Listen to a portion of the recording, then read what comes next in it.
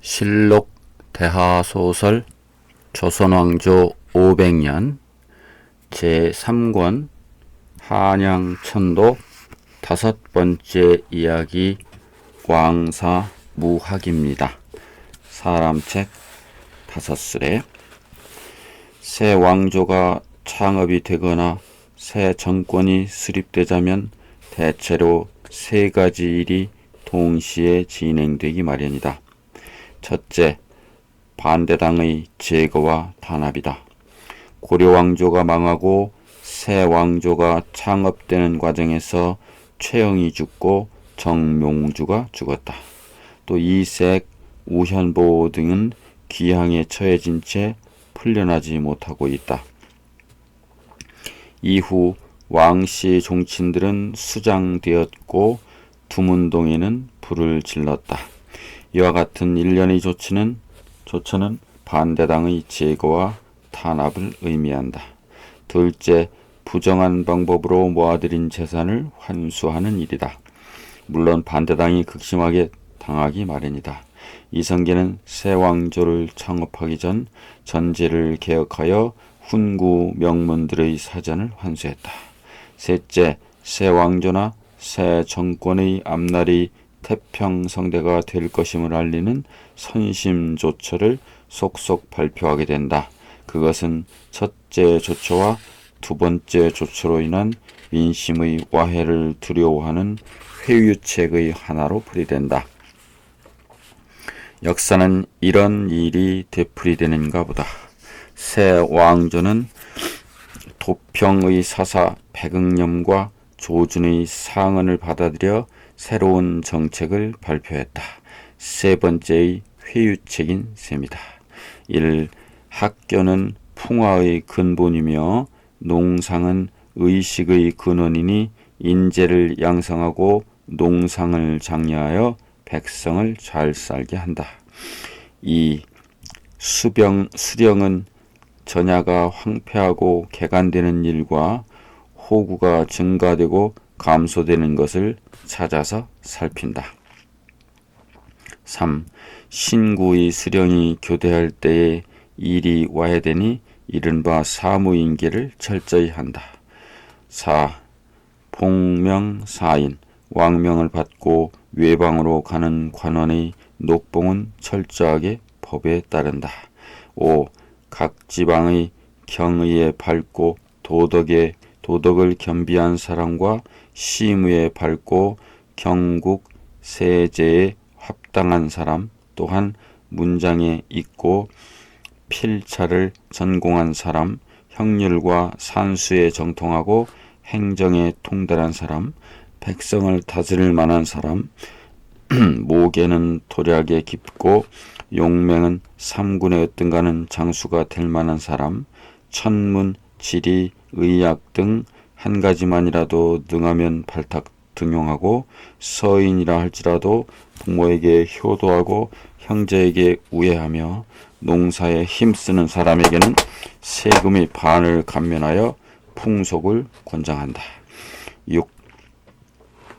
공자의 석전제와 여러 주의 성황의 제사는 관찰사와 수령이 재물을 풍성하고 깨끗하게 하여 거행하고 공경으로부터 하사에 이르기까지 모두 가묘를 세워 선대를 제사 지내게 하고 서민은 거처하는 방에서 제사를 지내게 하되 그 밖의 부정한 제사는 모두 금지한다.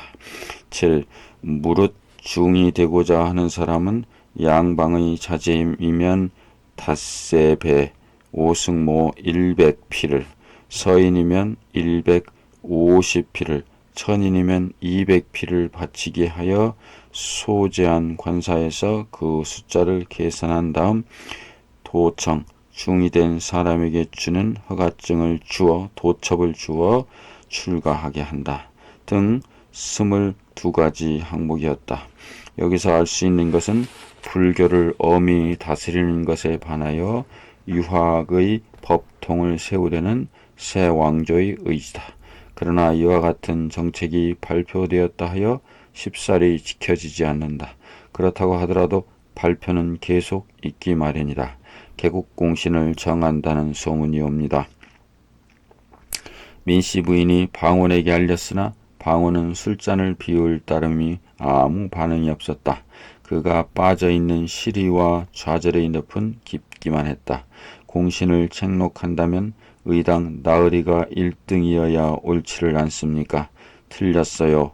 틀리다니요. 새 왕조의 창업에 나으리가 더 큰 공을 세운 사람은 나으리보다 더 큰 공을 세운 사람은 없사옵니다. 있어도 그만 없어도 그만이지요. 저놈들끼리 나누어 갖겠지요. 안타까웠다. 민씨 부인에게는 방원의 모습이 안타깝고 애처롭게 보이기만 했다. 때로는 7점선으로부터 때로는 친정아버지 민재로부터 또 때로는 이숙번이나 마천목으로부터 조정의 움직임과 백성의 움직임을 소사항이 알아서 방원에게 전했으나 그때마다 방원은 관심을 보이지 않았다. 나으리 왜 이러시옵니까? 왜 남에게만 맡겨두시러 하시옵니까? 허허허, 이제 틀린 말이 일이에요. 명색이 왕자인데 밥이나 굶으려고요. 방원은 이미 딴 사람이 되어 있었다. 숙번에게 돈을 주어 창칼을 사 모으라고 한 민씨 부인이다. 무력으로라도 권기에 보려고 하는 민씨 부인에게 비한다면 방원은 폐인이 되어가고 있음이 진배가 없었다. 나으리 심기를 가다듬으시고 세상의 움직임을 살펴보시옵소서. 허허허, 부인이 나 대신 나서면 되는 일이 아니오. 나으리, 민씨 부인은 얼마나 울었는지 모른다.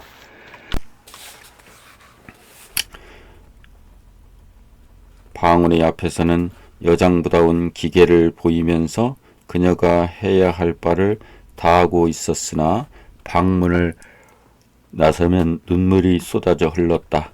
방원이 집을 나서고자 하면 그의 앞에 무릎을 꿇고 애원을 했다. 그런 탓으로 방원을 집에 붙들어 둘 수는 있었으나 불같은 방원의 성품을 되살려 놓기는 어려웠다. 방원은 아무런 의욕도 보이지 않은 채 술잔만 가까이 하고 있을 뿐이었다. 10월 9일 개국공신의 칭호가 내렸다. 1등은 좌명공신이라 했고 2등은 협찬공신, 3등은 익대공신이라 했다. 여기에 책봉된 사람들은 다음과 같았다. 1등 좌명공신에는 백응념, 조준, 정도전, 이질환 등 15명, 2등 협찬공신에는 조영규, 조전 등 9명, 3등 익대공신에는 안경공, 조영무 등 15명. 못하는 짓들이야. 이게 어느 놈의 짓이야. 공신의 명단을 살피고 있던 방원이 불같은 노여움을 터뜨렸다. 죽어 있음이나 다를 바가 없었던 방원이었다. 관복을 내시오. 아니되옵니다, 나으리. 어서 내시라니까요. 벌떡 일어선 방원은 온 방안을 서성이며 소리치고 있었다. 어디로 납시려고요? 민씨 부인은 사색이 된 얼굴로 방원의 앞을 가로막으며 애원했다. 당장 관복을 내지 못할까? 어쩔 수 없는 상황이었다. 민씨 부인의 만류가 다시 한번 있고서는 방원의 손찌검이 있을 것이 분명했다. 민씨 부인은 떨리는 손으로 관복을 냈다. 두 사람 모두 사시나무 떨듯 떨고 있었으므로 관복은 쉬이 펴지지가 않았다. 방원은 각디를 받아들며 말했다. 다녀오리다. 나으리 용서할 수가 없어요. 방원은 방을 나서며 말했다. 민씨 부인은 문설주에 기대며 사라져가는 방원의 뒷모습을 지켜보고 있었다.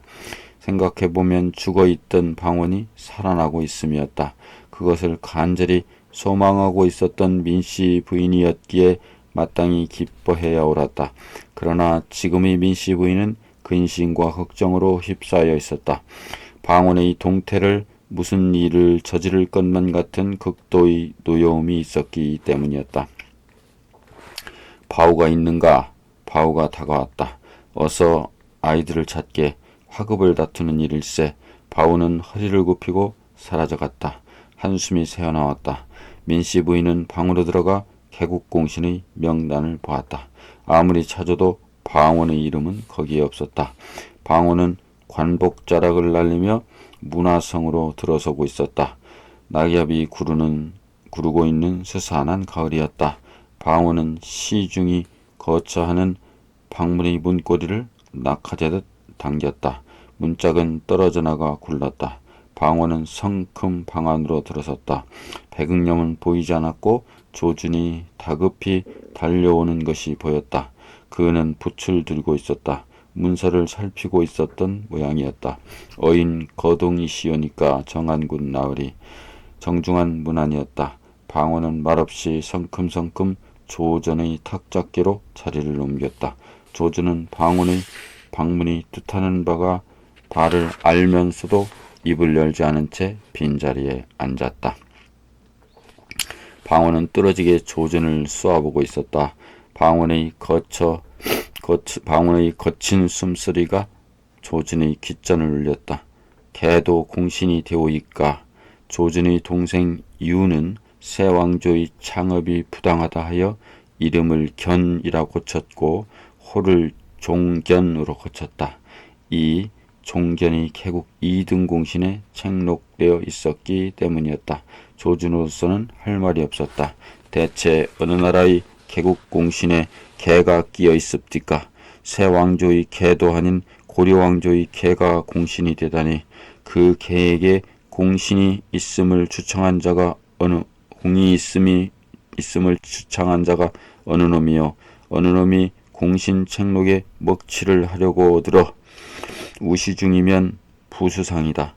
방원은 우시중인 조준의 목을 조르듯 쏘아붙이고 있었다. 정작 공이 있는 자는 빠지고 새 왕조를 비방한 자는 공신이 되고 그대는 부패한 고려로 돌아가고자 하는가. 조준은 사사기에 된 차로 떨고 있었다. 칼을 뽑을 수 있는 방원이었다. 새 왕조 창업에 지대한 공이 있었다면 물론 방원이다. 그 방원은 공신이 책록되지 않았다. 그러나 공은 고사하고 창업이 부당함을 역설했던 자신의 동생은 2등 공신에 책록되어 있었다. 학문이 있고 인품이 있는 조진이라 할지라도 입을 열 수는 없었다. 말을 하시오. 공신 책록의 경위를 밝히시오. 나으리 고정. 이것 보시오. 우시중 어느 놈이요? 대체 어느 놈이 새 왕조 창업의 숭고함을 더럽히려 드는 게요? 방원은 장검을 뽑아들며 칼집을 던졌다. 칼집은 별 위에 떨어지며 먹물이 튀겼다. 조준의 얼굴은 먹물로 범벅이 된다. 순식간의 일이었다. 나 이방원은 그들을 선참하고 주상전하께 후계할 것이요. 조준은 의자에서 내려앉았다. 마치 떨어지듯 쿵 하는 소리가 울렸다. 그리고 기어오르듯 방원의 앞에 무릎을 꿇었다. 죽여주시옵소서. 우시중 조준의 채통은 진흙밭을 구르는 돌덩이와 같았다. 공신의 책록은 아무 기준이 없었다. 방원이 빠지고 조견이 책록된 것만으로도 알 수 있는 일이었다. 방원이 장검을 뽑아들 만치 분노했다면 그는 장검을 휘두르고도 남을 사람이었다. 조준은 그런 방원의 성품을 알고 있었다. 나으리 이 사람의 목을 치시오. 변명은 아니하오리이다. 하오나 이 사람의 목을 치는 것으로 노여움을 거두셔야 하옵니다. 방원은 칼자루를 잡은 손에 불긋 힘을 주었다. 창업 초기옵니다. 혼란을 자초하지 마시옵소서. 조준의 목소리는 기어들어가고 있었으나 자신의 목숨을 던짐으로써 창업 초기의 혼란을 막아보려는 장중함이 있었다. 그대들의 잘못은 시인하는가 하오이다. 다시는 이 같은 방자함이 없을 것이라고 확약할 수 있는가 있사옵니다. 두 사람의 대화는 서로 준비하고 있는 것처럼 빨랐다. 그리고는 잠시 말이 없었다.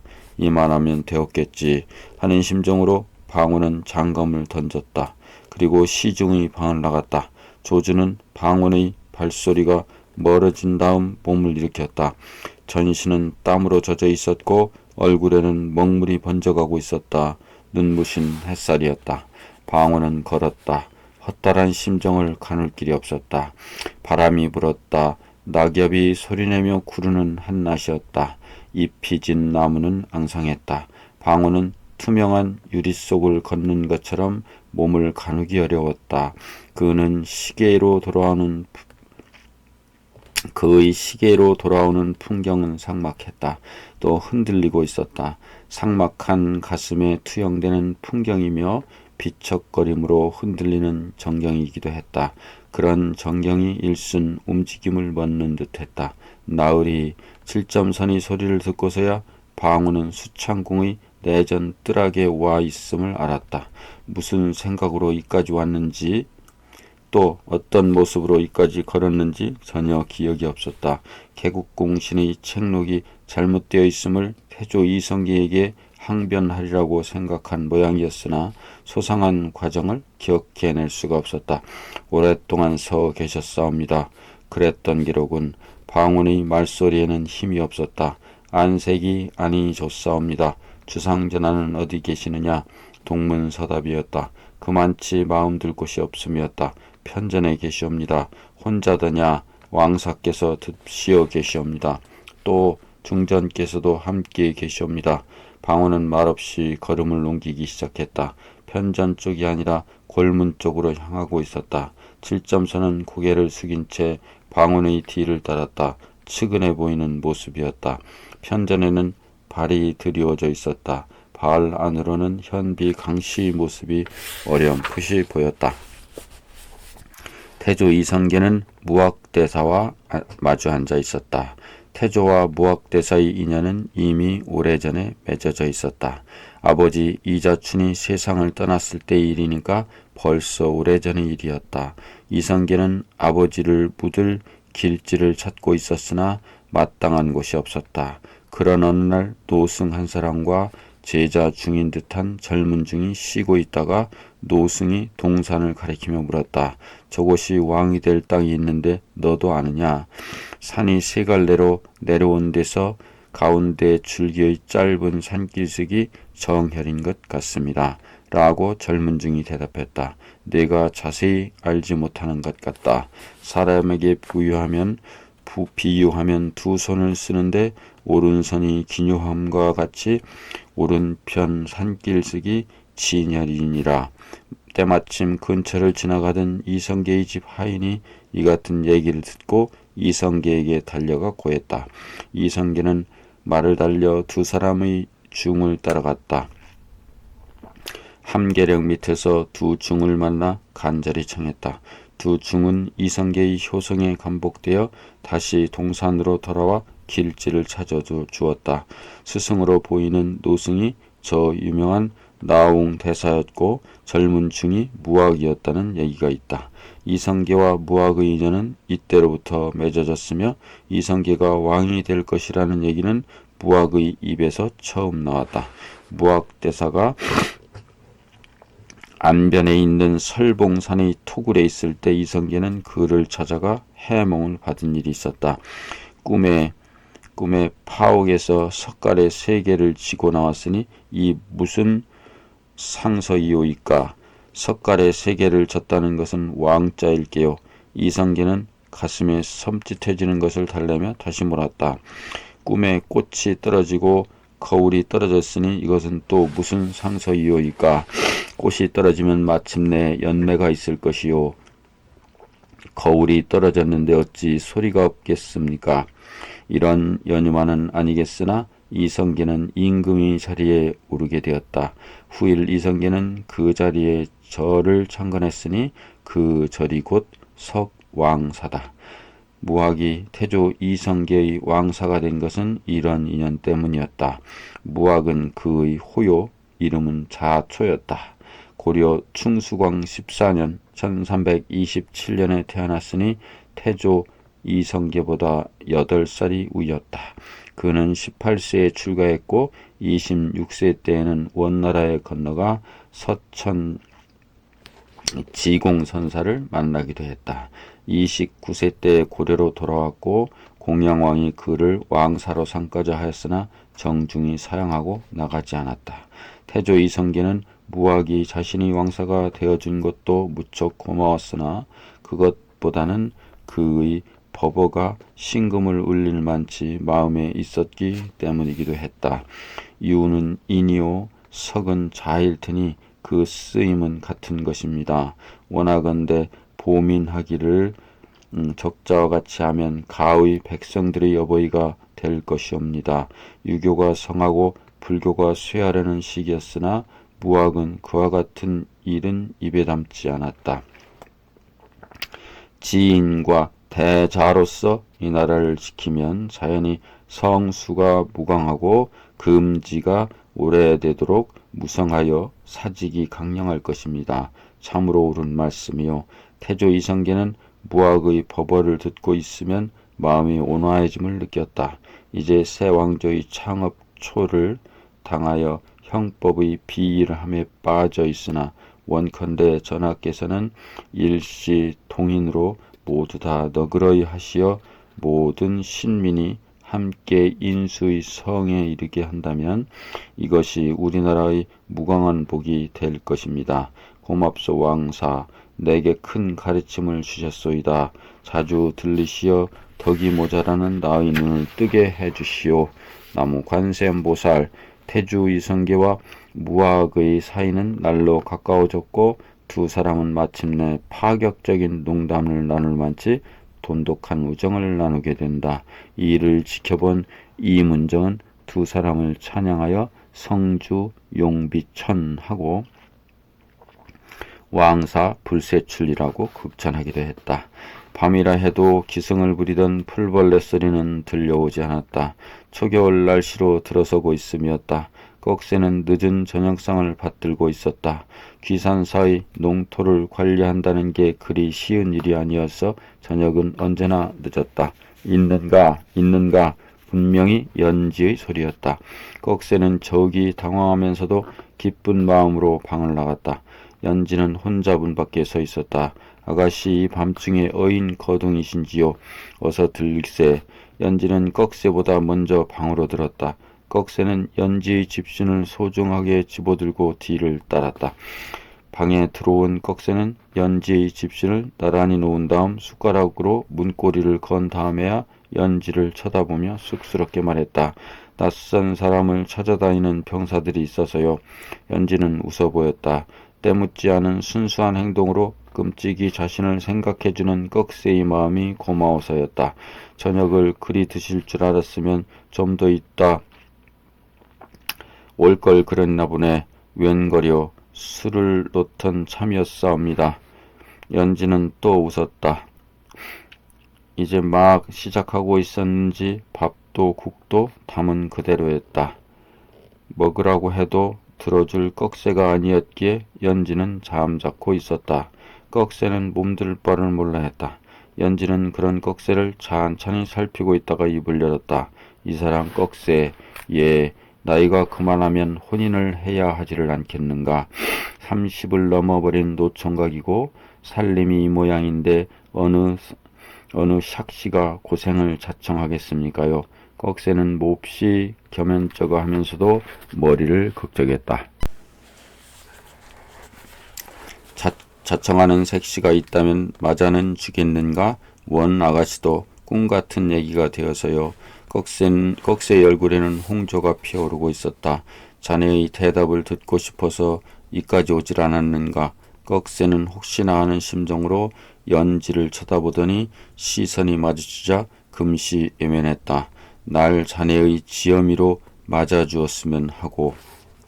꺽쇠는 주춤불러한 듯 몸을 움직였으나 두 사람의 거리는 조금도 멀어지지가 않았다. 나라가 망하고 없는데 종친이 무슨 소용이라든가. 어차피 숨어 살아야 할 팔자 자네에게 큰 짐이 될 것이나 거둬만 준다면 성심을 다해보려네. 연지는 자신의 소망을 바로나듯 간절한 어조로 말했다. 어쩌면 사정일 수도 있었다. 다 당치 않으시옵니다. 저 같은 미천한 것이 언감생심 꿈이나 꿀 수가 있사옵니까? 천벌을 받을 일입니다요, 아가씨. 꺽쇠의 말이 끝나자 연지는 자신도 모르게 큰 한숨을 놓았다. 꺽쇠는 고개를 숙이고 있었다. 꼭 오늘 대답을 듣고자 함은 아니었네마는 내 마음이 정해졌어도 그대의 뜻이 없고서야 모든 게 헛일이 아닌가. 다만 내 어려움을 살펴주었으면 하네. 그럼 연지는 몸을 일으켰다. 아가씨. 따라 일어서는 꺽쇠의 눈에는 마치 죄 지은 사람이 용서를 비는 듯한 애처로움이 있었다. 거두어 주었으면 하네. 연지는 문고리에 끼어져 있던 숟가락을 뽑아 밥상에 올려놓고 방을 나섰다. 꺽쇠는 약간의 거리를 둔 채 연치를 따르고 있었다. 연지는 걸음을 멈췄다. 거리는 좁혀졌다. 왜 들어가지 않고 방길이 옵니다. 아가씨. 메셔다 드리겠사옵니다. 길이 험하옵니다. 연지는 잠자코 걸었다. 꺽쇠도 말없이 따르고 있었다. 보름이 가까워오는 때라 달은 형청 밝았다. 이따금씩 산짐승 소리가 바람에 실려올 뿐 사우이는 조용하기만 했다. 산문을 들어설 때까지 두 사람은 아무 말도 나누지 않았다. 아내자의 몸으로 먼저 청혼을 했고 그것도 귀족의 신분으로 천민이나 다름이 없는 사람에게 스스로 거두어 줄 것을 간청한 연지였다.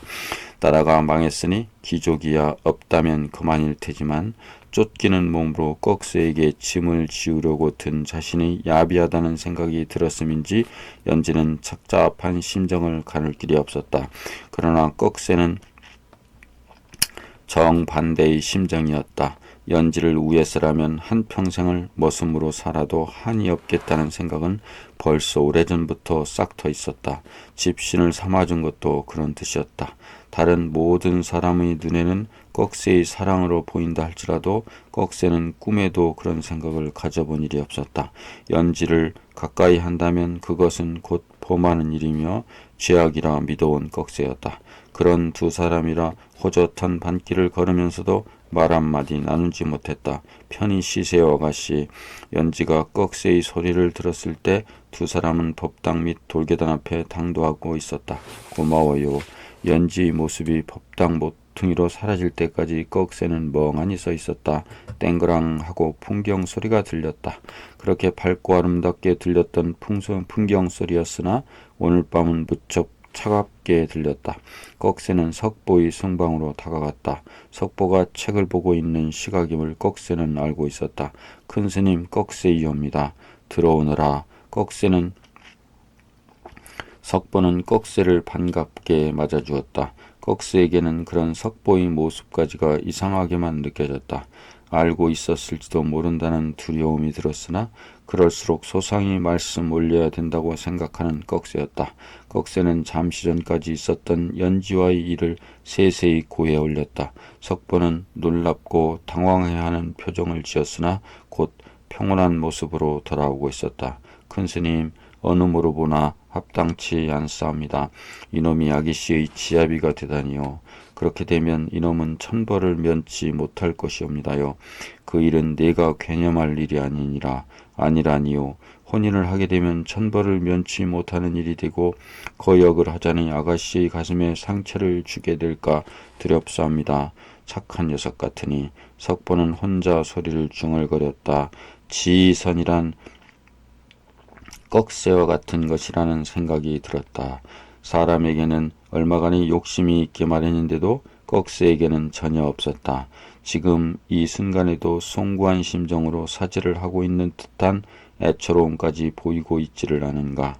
허허허, 내게 맡겨두면 되는 일이니 너무 심려치 마라. 큰 스님, 이놈을 바로 인도해 주세요. 죽고 싶은 마음뿐이옵니다. 죽다니 그 많은 일로 죽는다는 소리가 나와서 되겠느냐. 꺽쇠는 고개를 떨구었다. 아가씨와는 내가 의논할 것인즉 그만 내려가 쉬도록 해라. 큰 스님, 내게 맡기라지 않았느냐. 그럼 물러가옵니다. 꺽쇠는 석보의 방을 나섰다. 석보는 몸을 돌려 부처를 향해 정자했다. 인경소리가 들려오고 있었다. 날이 밝아오는 모양이었다. 아침 공양을 마친 석보는 연지의 거처로 들었다. 유모가 상기된 얼굴로 석보를 맞았다. 두 사람은 꺽쇠의 얘기를 하고 있었음이 분명했다. 지난밤 꺽쇠가 빈도의 승봉을 다녀갔사옵니다. 연지에 있는 빛은 빛났고 유모는 기회란 듯 석보에게 구했다. 아가씨 교수는 하윤대감의 말씀 때문에 그런 생각을 하신 것 같사오마는 그게 어디 말이나 될 법한 일이옵니까? 사람이야 그만하면 묻어나고 순하다 해도 뼈대가 있사옵니다. 꼬대가 있사옵니까? 그를 압니까? 유모, 연지는 나직한 음성으로 유모의 말을 제지하고자 했으나 유모의 목소리는 더욱 높아지고 있었다. 큰 스님, 아가씨의 생각은 천부당한 것이 아니옵니까? 이런 일이 거론되는 것부터가 애군이옵니다. 유모의 말을 나발할 수는 없었다. 모두가 사실이기 때문이었다. 그러나 석보는 연지에게로 시선을 돌려 당사자의 의향을 듣고자 했다. 어차피 한 번은 크게 겪어야 할 일인 줄로 아옵니다. 스님께서 주선해 주시옵소서. 아가씨, 유모의 만류는 간절했으나 연지의 마음은 이미 그렇게 정해져 있는 듯했다. 큰스님, 이제 와서 재물을 찾아서 무얼 하며 문벌을 찾아서 무얼 하옵니까? 성마저 쓸 수 없게 된 제 처지라 착하고 어진 사람에게 몸을 의탁함이 옳은 줄로 압니다. 원하옵건대 소녀가 가는 길을 인도해 주시옵소서. 합장하는 연지의 눈에는 이슬방울이 맺혀 있었다. 아가씨, 모든 것을 빈도에게 맡겨주세요. 빈도가 어찌 아가씨에게 해가 되는 일을 하겠습니까? 큰스님, 아니되옵니다. 유모의 어조는 단호했다. 이때 어지러운 발소리가 들렸다. 석보는 빠른 동작으로 방을 나갔고 연지와 유모는 구석자리로 옮겨 앉았다. 유모는 연지를 감싸 안으며 숨을 멈췄다. 연지의 떨림은 유모의 가슴까지 파고들 만치 심했다. 석보의 소리가 들렸다. 또 무슨 일들인가? 낯선 자를 찾고 있소이다. 순근 병사의 목소리인 듯했다. 물러들 가시오. 지난번에도 말했거니와 귀산사에는 낯선 사람의 출입이 없다지를 않았는가. 순근 병사들의 목소리는 들려오지 않았다. 잠시 후 석보의 소리가 다시 들렸다. 날 믿고 돌아가시오. 석보를 믿고 돌아가시오. 병사들은 돌아가는 듯한 어지러운 발소리가 다시 들린 다음 석보는 방으로 돌아왔다. 갔습니다. 유모와 연지는 안도의 빛을 보이며 자리를 옮겨 앉았다. 하공께서 아가씨의 혼사를 서두르라 한 것은 바로 그런 일을 두고 하는 소리겠지요. 유모와 연지는 가슴의 두근거림 때문인지 잠자코 듣고만 있었다. 종친 몇 분이 살아오신 것을 기와로 사찰의 경례까지 범하는 마당인데 만에 하나라도 저들에게 아가씨의 신분이 드러난다면 목숨을 부지하기 어려울 게 아니겠습니까? 하오나 스님, 아가씨와 셋내는 승복을 잊고 있사옵니다. 큰 스님께서 지켜주시고요. 석보는 유모의 얘기를 귓전으로 흘리며 연지를 불렀다. 아가씨, 예, 어느 시대도 마찬가지입니다마는 한 왕조가 새로 시작되면 파격한 사람이 앞장을 서기 마련입니다. 얼마의 세월이 흘른 다음에야 앞장섰던 과격한 사람이 도태되는 법이지요. 이런 세대에 목숨을 잃는 것은 뜻이 없는 일입니다. 잘 알고 있사옵니다. 하공의 말을 따르느냐 아니 따르느냐 하는 것은 아가씨가 정하실 일이 없고 다만 빈도는 아가씨를 위해 그 힘이 되어 드릴 것입니다.